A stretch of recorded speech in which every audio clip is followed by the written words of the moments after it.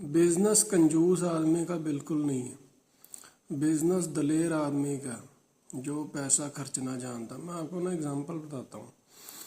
एक हमारे पास बिजनेसमैन आया आज से 16 साल पहले। वो क्या करता था कि पुरानी गाड़ियों का उसका काम था, कमीशन पे बेचता था।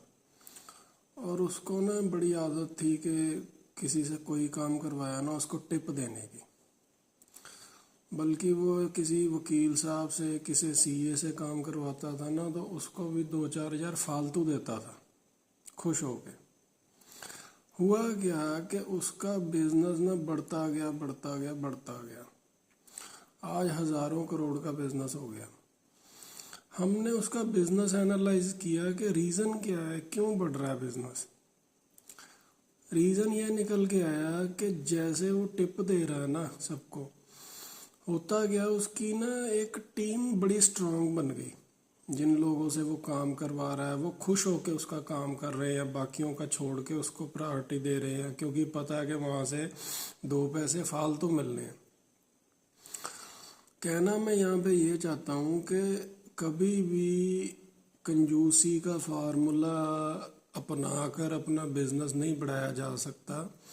ये जो किताबों में पढ़ाया जाता है ना, सेविंग सेविंग सेविंग, उससे नुकसान ही है बिजनेस को, फ़ायदा कुछ नहीं है। बिजनेस एक्सपेंडिचर एक्सपेंडिचर एक्सपेंडिचर से ही बढ़ेगा और सेविंग से बिल्कुल नहीं बढ़ेगा। हाँ, पर ये भी बात है कि हमें फजूल जहाँ पे खर्चा नहीं करना वहाँ नहीं करना। हमने अपनी ऐशो आराम पे खर्चा नहीं करना, बिजनेस पे करना, बिजनेस को देना है हमने।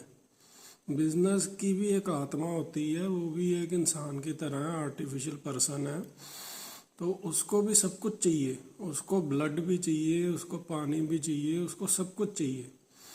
तो इसलिए मैंने आपको आज ये समझाने की कोशिश कर रहा हूँ कि बिज़नेस में कभी मत सोचो कि भैया मैं बारगेनिंग करके उससे 10% डिस्काउंट ले लूँ, 5% ले लूँ, सीडी ले लूँ, फलाना ले लूँ, ट्रेड डिस्काउंट ले लूँ।